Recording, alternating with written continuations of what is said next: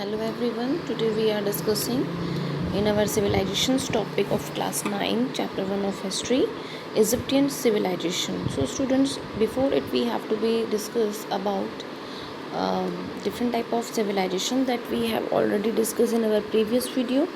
Today we are discussing Egyptian civilization. The civilization of Egypt was enveloped around the valley of river Nile.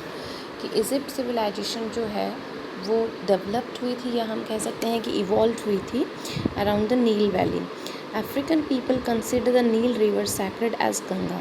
कि Africa के जो लोग हैं वो नील नदी को जिस तरह से हम लोग गंगा नदी को पवित्र मानते हैं उसी तरीके से मानते हैं.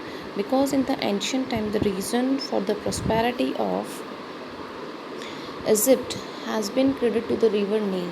क्योंकि पुराने समय में ऐसा माना जाता है कि इजिप्ट जो है उसकी जो डेवलपमेंट हुई थी या जो भी उसके प्रोग्रेस के रीज़न रहे थे वो नील नदी से जुड़े हुए हैं.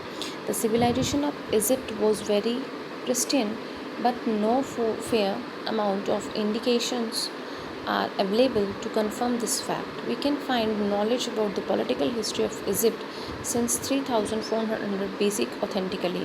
कि इजिप्ट सिविलाइजेशन के बहुत पुराने होने के जो रीजंस हैं वो हमें नहीं कंफर्म हो रहे हैं, बट ऐसा अंदाज़ा लगाया जा रहा है पॉलिटिकल हिस्ट्री के through, knowledge about the political history, that it has to be since before 3400 BC. The ruler named Menes mounted the political frame of Egypt in 3400 BC. ऐसा माना जाता है कि मिनीर नाम का जो राजा यहाँ पे था, जो शासक यहाँ पे था, उन्होंने यहाँ पे पॉलिटिकल फ्रेम जो है वो डेवलप किए थे 3400 BC पहले. This civilization was formed by the people of Ethiopia लोगों के द्वारा इस सिविलाइजेशन को फॉर्म्ड किया गया था. नोबी एंड नीलियामियर races, these types of people has to be frame this civilization. The pyramid age, feudal age and the imperialistic age are the specially remarkable in the history of Egyptian civilization. The pyramid age was the most prestigious in all. यहाँ पे कई तरह के युग हुए हैं, जैसे pyramid है, फ्यूडल है एंड द इम्पेरियलिस्टिक एजेस हुई हैं, लेकिन इनमें से जो सबसे इम्पॉर्टेंट टाइम पीरियड माना जाता है that is the pyramid age. Now students, we are discussing about the characteristics of the Egyptian civilization. First we have to discuss the social life in Egypt, that which type of social life of the people on Egypt has to be developed on that time. The ruler of Egypt were called pharaoh and their authority on the subject was despotic. People consider them the representative of God. कि उस समय के जो राजा हुआ करते थे, जो शासक हुआ करते थे, उन्हें फराहो कहा जाता था और वो जनता के द्वारा चूज़ किए जाते थे and they have to be representative of god. और ये माना जाता है कि उनको ईश्वर के रिप्रेजेंटेटिव माना जाता था, कि उनके बराबर माना जाता था. In higher class there was feudal lords and priest. In the middle class the traders, businessmen, and in the lower class farmers and slave proceed the social level. यानी सोशल लेवल को जो है इन्होंने अलग अलग क्राइटेरियाज़ में divide किया हुआ था. जैसे फ्यूडल लॉर्ड्स हैं, फिर प्रिस्ट आते थे, फिर हम कह सकते हैं कि ट्रेडर्स और बिजनेसमैन आते थे, और लोअर क्लास में अगर हम बात करें तो फार्मर्स और जो स्लेव्स होते थे, गुलाम होते थे, that they have to be come in that category. The people of higher class put on the ornaments. की जो हायर क्लास के लोग होते थे वो गहने पहनते थे. Music, dance, aerobic, animals, gambling etcetera were the means of recreation. ये सब उनके जो है मनोरंजन के साधन थे. The edifices of the feudal lords were graced by the tables decorated with elementals, chairs, costly curtains and the carpets. ये सब जो चीज़ें हैं वो अपने घर को डेकोरेट करने के लिए इस्तेमाल किया करते थे. Now we are talking about the economic life of the Egyptian civilization. तो in the same that we have to be discuss in all civilization, they are also the main economic life depend on the agriculture and animal husbandry. The prime profession of the people Egypt was farming. Barley, onion, millet and cotton were produced mainly. Egypt was also called as the storehouse in the ancient world because annually 3 crops were grown. Their goats, donkey, dogs, cow, camel and pigs were the pet animals, कि उस समय के Egypt civilisation के जो लोग थे उनकी जो फार्मिंग जो था उसमें बेयरली अनियन, मिलेट और कॉटन वो लोग मेनली प्रोड्यूस करते थे। And Egypt was the called as a store house in the ancient world, store house उसको पुराने ज़माने का कहा गया है, because annually 3 crops are grown, क्योंकि ये एनुअली 3 ही क्रॉप्स को ग्रोन अप करते थे। और इनके जो पालतू पशु होते थे उनमें गॉड्स है, डंकी है, डॉग्स हैं, काउस हैं, कैमल हैं, पिग हैं, these are involve in their pet animals. If we are talking about the trade and industry of the Egyptian civilization, there are the skilled artist available in Egypt in the field of metal, timber, clay, glass, paper and cloth. It means that we have to be called that all the peoples who are living in that civilization, that they are very expert, or we can say that they are the skilled artists in the metal, timber, clay and the glass, paper and clothes. Egyptian had to send for other metals except copper from outside. They were familiar to work of engraving on timber and drawing work on the glass too. It means that they are really very expert to make work on the timber as well as the glass, यानी कांच और लकड़ी पे दोनों पे ही वो काम करने में काफ़ी माहिर थे। Exchange was the mean of commerce. Exchange means मतलब एक चीज़ के बदले में दूसरी चीज़ को एक्सचेंज करके व्यापार को वो आगे बढ़ाते थे। The kept trade relation with Arab and Ethiopia, और अब अरब के साथ जो है उनके व्यापारिक संबंध भी माने जाते हैं। Now we are talking about the religious activity of the Egyptian. Ra, the sun, ओरिसिन, the river Nile and the kin, the moon were the principal deities of the Egyptian civilization। यानी हम कह सकते हैं कि इजिप्ट के जो लोग थे वो सूर्य देवता, नील नदी और चंद्रमा की पूजा किया करते थे। their deities were the emblems of nature power, यानी वो प्रकृति को ही अपना देवता मानते थे। In the elementary period of civilization, Egyptian were polytheistic, but the pharaoh named Akhenaten in the imperialistic age gave the importance to the ideology of the monotheism and started worshipping the sun, कि इन लोगों ने जो है इनके जो राजा थे वो इस चीज़ को पैरालाइज करते थे कि मोस्टली जो है उन्हें किस देवता की पूजा करते हैं। तो इनके जो शासक थे फराहो अख्तान जिनका नाम था, उन्होंने जो है ये किया कि एज गेव जो है, उन्होंने कहा कि आइडियोलॉजी और इन सब चीज़ों को ध्यान में रखते हुए, क्योंकि सूर्य जो है वो हमें पावर देता है, एनर्जी देता है, that's why we have to be take the superiority to the god of light, or that is sun. Knowledge of science, if we are talking about, Egyptian people had made their own calendar on the basis of the stars and the sun, and had calculated 360 days in a year, that they have to be make the surety that there will be 360 days in a year, and they have to make their own calendar regarding the sun and the stars, चांद, सूरज और तारों के हिसाब से उन्होंने अपना खुद का कैलेंडर बनाया हुआ था। दे हैड इन्वेंटेड द सोलिब्रियम too, they had to also made the paper from the papyrus tree after evolving their own alphabet, and they have to make the paper also on that time, and they will write something on it. Now we are talking about the pyramids, that is the special quality of the Egyptian civilization that we have to be seen in our movies and etc. in our historical periods. Egyptian people believe that the soul dwells in the body, कि जो हमारी body में जो आत्मा होती है still after the death, वो मरने के बाद भी जीवित रहती है। So they started anointing a special oil on the dead body, तो वो जो है मृत्यु के बाद में बॉडी के ऊपर एक स्पेशल तेल लगाते थे।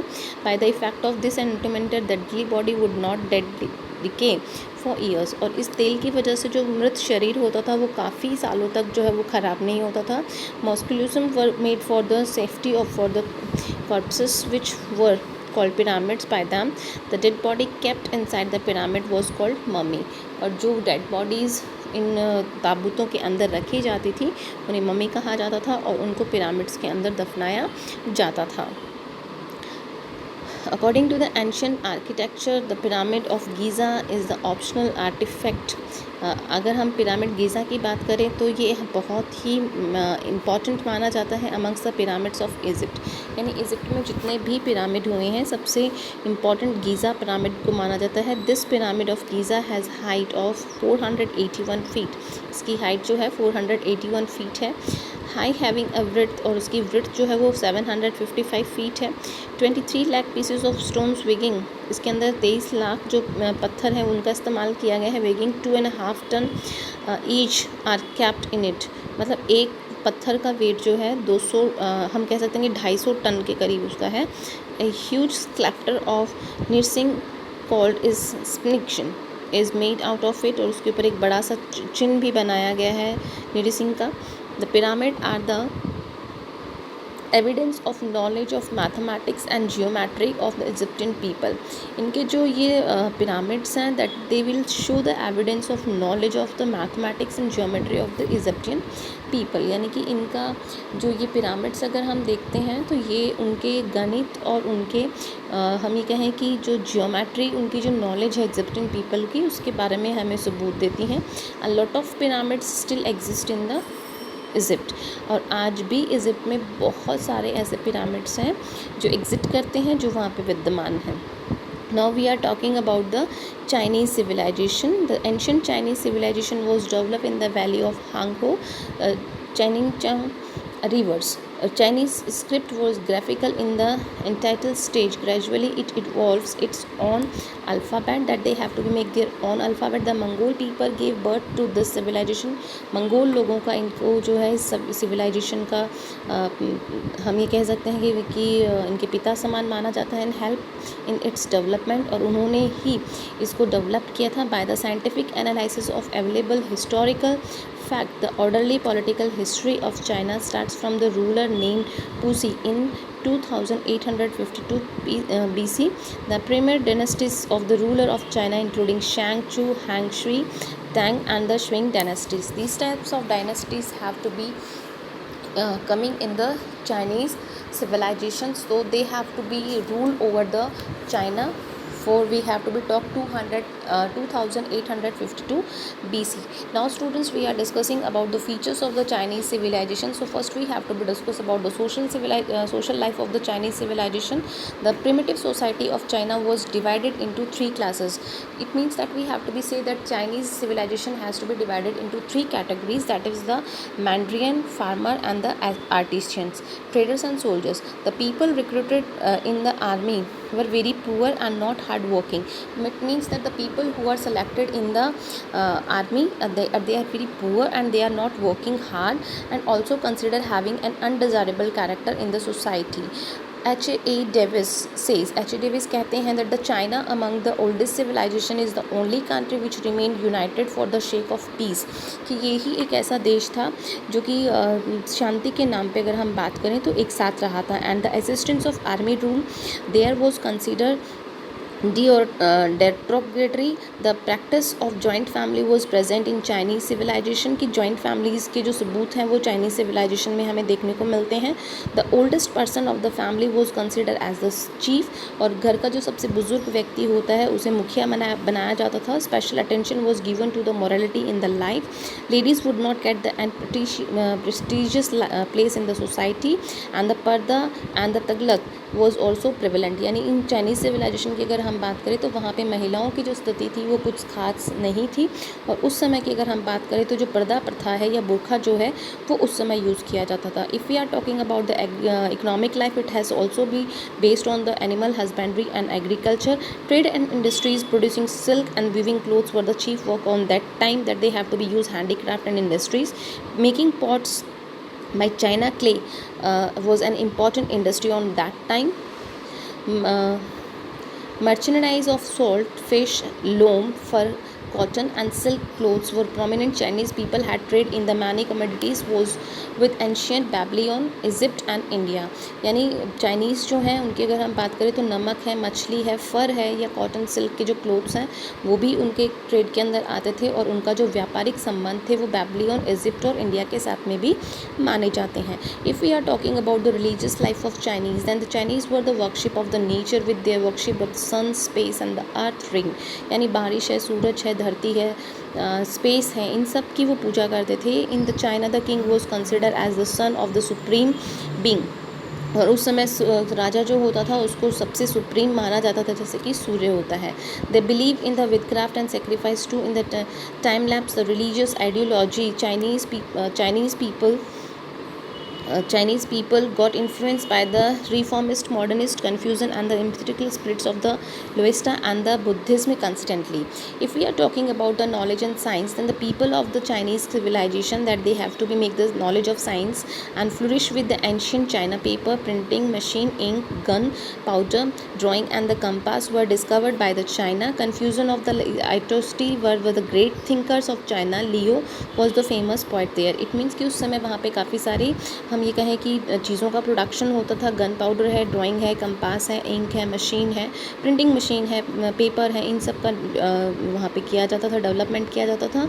और वहाँ के जो चाइना के जो लियो जो है उनको सबसे फेमस पोएट उस समय का माना जाता है. The Great Wall of China is the world famous specimen of the Chinese architect. ये सबसे बड़ा आर्किटेक्ट माना जाता है विश्व का. It was built in Chinese ruler शिंग वांगवटी in the defence of continuous attacks of हुनास से जो कंटिन्यूस अटैक होते थे उसको प्रोटेक्ट करने के लिए यहाँ के जो चाइनीज़ रूलर थे शिंगवांगटी, उन्होंने इस चीज़ का निर्माण करवाया था. This wall keeps the height and the breadth of 20 feet each, यानी 20 फीट लंबी मोटी है और ये 20 फीट इसकी हाइट है. And the length of 1800 miles, और इसकी जो दूरी है, लंबाई है, वो हम 1800 माइल्स बता सकते हैं. The bastion like towers and the built it regular intervals, और यहाँ पे बीच बीच में जो टावर्स हैं वो भी हर जगह को छोड़कर बनाए गए हैं. Now students, for today enough, so thank you for watching.